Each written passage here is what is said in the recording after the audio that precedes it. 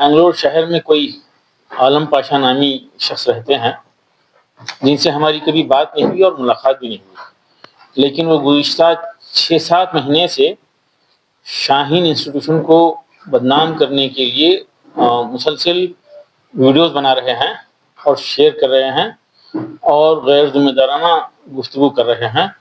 ابھی حال میں ایک ویڈیو وہ ریلیز کیے ہیں۔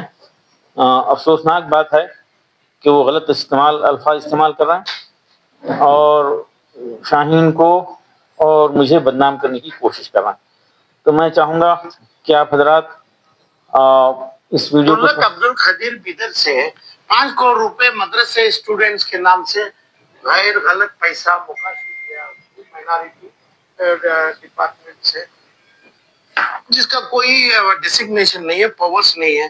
10 کروڑ روپے اسٹوڈنٹس کی اسکالرشپ کے لیے یقین ادارے بیدر کو لیا، کیا نہیں یہ حرام ہے؟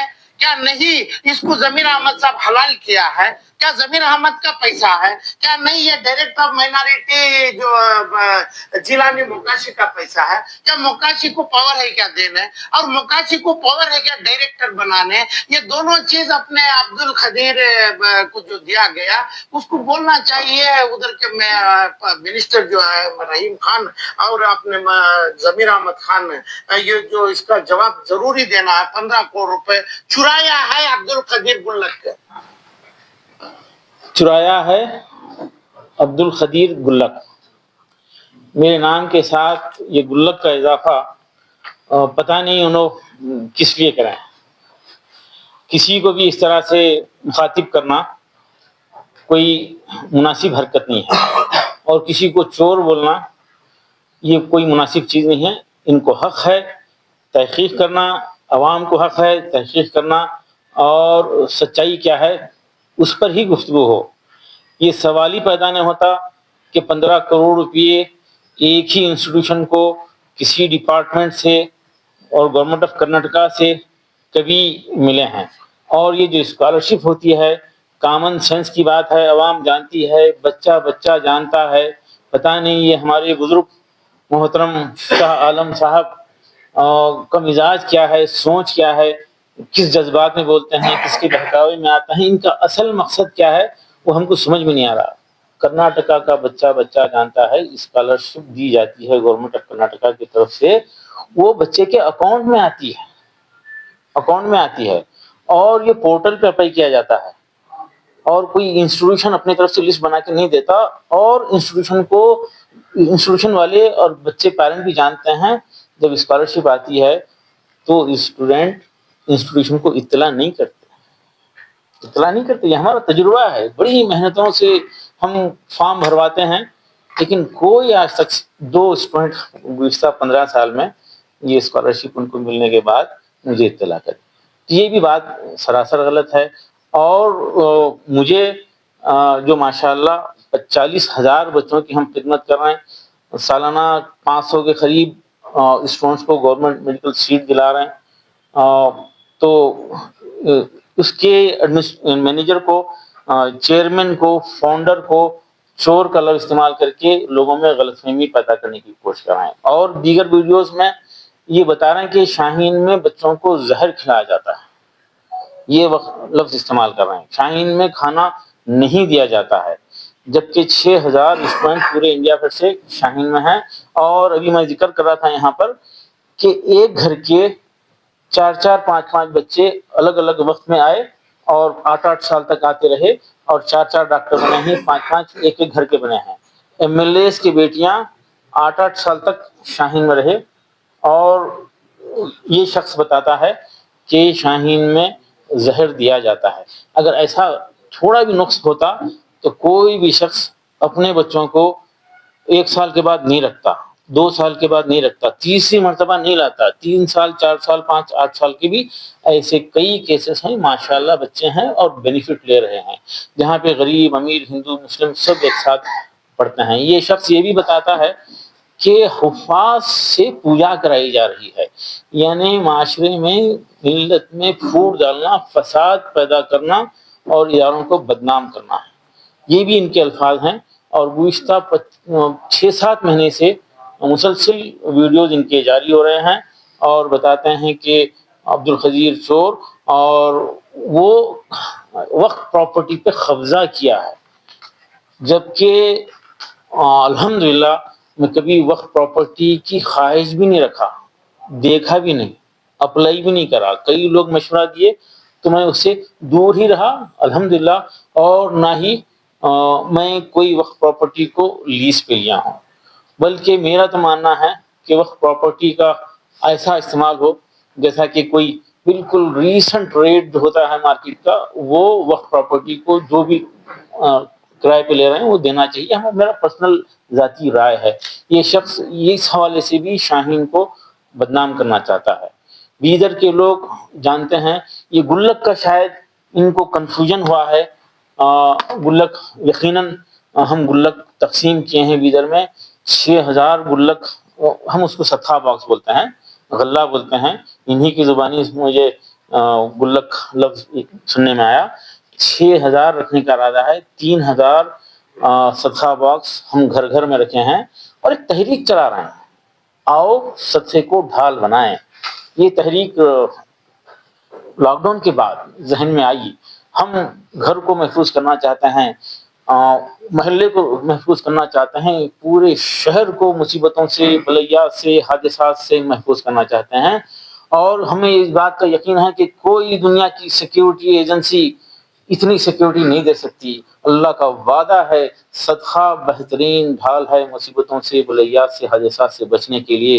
ہم لوگوں سے ریکویسٹ کر رہے ہیں کہ دن کی شروعات صدقے سے شروع کیجیے، اور وہ پیسہ کلیکٹ کرتے ہیں، کلیکٹ کر کے غریبوں میں تقسیم کرتے ہیں، اور اس پہ جو خرچ ہوتا ہے کلیکشن کا، آفیسز کا، وہ ہمارے ٹرسٹیان حضرات اپنی طرف سے کنٹریبیوٹ کر کے خرچ کر رہے ہیں. بڑے بڑے پروگرام کر رہے ہیں. بیدر بیٹرمنٹ فاؤنڈیشن کے نام سے ایک ٹرسٹ ہے جس میں پورے شہر کے 137 مساجد کو 12 کلسٹر میں ڈیوائڈ کیے ہیں، اور ہر کلسٹر سے ایک ٹرسٹی کو لیے ہیں، اور یہ ٹرسٹ کو رجسٹر کر کے خیر کے کام مسجد کے ذریعے کرنے کا ایک بڑا منصوبہ ہے. اور اس سے 12-15 اہم ایکٹیویٹیز چل رہے ہیں. یہ ایک مثال ہے، لوگ دیکھنے کے لیے آتے ہیں. اور یہ صرف بیدر میں نہیں ہو رہا، اندور میں پاکیزہ گروپ والے 10,000 ڈبے صدقے کے ڈبے رکھے ہیں، 20 لاکھ روپے ماہانہ کلیکشن کرتے ہیں. اور رتناگری میں 40,000 ڈبے گھروں میں رکھے ہیں، اور کئی سال سے کام کرتے ہیں. بڑے انسٹیٹیوشن، کالجز اور مدرسے اور بیواؤں کو وظیفہ وغیرہ وہ صدقے کے باکس سے کلیکٹڈ منی سے تقسیم کرتے ہیں، کر رہے تھے. لیکن یہ حد سے زیادہ ہو گیا ہے، اور ہمارے تمام خیر خواہ چاہتے ہیں کہ یہ ایکشن لینا ہی چاہیے. آپ گلک کے تعلق سے بیدر بیٹرمنٹ فاؤنڈیشن کرتے رہیں گے، ایسی رکاوٹوں کو شدت کے ساتھ روکیں گے. اور یہ جو محترم ہیں، یہ پتہ نہیں بنگلور والے ان کو کس طرح سے برداشت کر رہے ہیں، پتہ نہیں. مجھے بتایا جا رہا تھا کہ نہیں، ان کا اثر نہیں ہوگا. ٹھیک ہے، بنگلور والے اثر نہیں لیتے، عادی ہو گئے ہیں سنتے سنتے، لیکن ان کی باتیں بہار والے سنیں گے، ان کی باتیں یو پی والے سنیں گے، تو وہ کیا تاثر لیں گے؟ وہ شاہین گروپ آف انسٹیٹیوشن کے تعلق سے کیا تاثر لیں گے؟ اس کے لیے ہم یہ ایکشن لینے پہ مجبور ہیں، اور ہم کسی بھی صورت میں ان حرکتوں کو کبھی بھی جو ہے برداشت نہیں کریں گے. ہم اپنا ایکشن ضرور لیں گے. صاحب ایڈوکیٹ کے ذریعے یہ نوٹس ہم بھیج دیے ہیں، رجسٹرڈ پوسٹ بھیج دیے ہیں، اور 3 دن کے اندر اندر اس کا جواب نہ دیں اور معافی نہ مانگے، میڈیا کے سامنے معافی نہ مانگے، تو ہم جو ہے فوری نیکسٹ ایکشن لیں گے. کسی بھی صورت میں اس کو ہم اب نظر انداز کرنے کے موڈ میں نہیں. تلنگانہ کا ہے، اور وہ 2nd ایئر کا اسٹوڈنٹ ہے، ڈگری کا اسٹوڈنٹ ہے، اور کئی مہینوں سے وہ سسٹم کو فالو نہیں کر رہا تھا. سگریٹ پیتے ہوئے آئیڈینٹیفائی ہوا، پکڑا گیا. اس کو بار بار تاکید کر رہے تھے، وہ ڈسکنٹینیو کرنے کے موڈ میں تھا، اور غیر ضروری کھانے پہ اعتراض کر رہا تھا. تو اس کو ہم سمجھانے کی کوشش کرے تو وہ کچھ دوستوں کو جوڑ کر ماحول بگاڑنے کی کوشش کر رہا تھا. تو اس کو میرے پاس لایا گیا، میں سمجھا کر بھیجا اس کو. تو دوسرے دن، تیسرے دن 7 لوگ مل کر کریم نگر سے آئے اور ہمارے اسٹاف سے بحث و مباحثہ کرے، اور میرے چیمبر میں پہنچے. اور پتہ نہیں وہ لوگ پلان کے ساتھ آئے تھے اور جذباتی باتیں کرے اور وہ اشارہ کر کے کچھ ویڈیو بنانے کی کوشش کرے. بالکل صحیح ہے, ہم کھانا بالکل بہترین دے رہے ہیں. میں 12 سال اسٹوڈنٹس کے ٹیبل پہ بیٹھ کے کھایا ہوں. ہمارے سارے پرانے اسٹوڈنٹ جانتے ہیں, بیدر جانتا ہے. اور جو پیرنٹس آتے ہیں ایڈمیشن کے دوران, خاص طور پہ جون, جولائی, اگست میں, روز 300 سے 500 پیرنٹس کے لیے لنچ کا انتظام ہوتا ہے. ہمارے 200 اسٹاف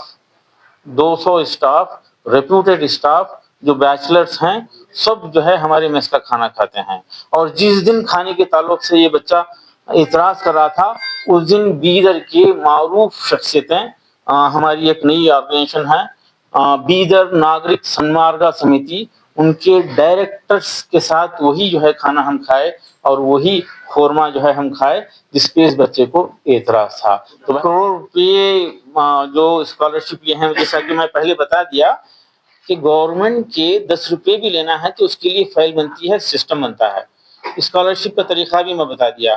ایک اسکیم گورنمنٹ آف کرناٹکا بنائی ہے مدرسوں کے لیے, مدرسہ پلس کے نام سے, اور کرناٹکا کے 100 مدرسوں میں دینی تعلیم کے ساتھ ساتھ عصری تعلیم شروع کرنے کے لیے ایک پرپوزل گورنمنٹ آف کرناٹکا کا تھا, اور اس کے لیے ٹینڈر جاری ہوا تھا. کیونکہ ہم 15 سال سے حافظوں کو عصری تعلیم سے جوڑنے کا پروگرام رکھتے ہیں, تجربہ ہے ہمارے پاس. اور AICU ایک ہمارا خصوصی ڈپارٹمنٹ ہے جہاں پر ڈراپ آؤٹ بچوں کو لے کر ہم جو کبھی اسکول نہیں گئے ویسے بچوں کو لے کے مدرسہ ڈراپ آؤٹ, مدرسہ پاس آؤٹ کو لے کر ان کی بنیادیں ٹھیک کرتے ہیں. پہلے 2-3 مہینے ایک ٹیچر 6 اسٹوڈنٹس کا ریشو ہوتا ہے. AICU بولتے ہیں اس کو ہم, اکیڈمک انٹینسیو کیئر یونٹ. جیسا ہاسپٹل میں ICU ہوتا ہے, یہ ہمارا AICU ہوتا ہے. وہاں پر ان کو امپروو کر کے میتھمیٹکس اور لینگویجز, نیومریسی اور لٹریسی ٹھیک کر کے ان کو 10th میں یا 9th میں ان کی عمر کے حساب سے ایڈمیشن کرا دیتے ہیں اور ان کو 10th پاس کرا دیتے ہیں.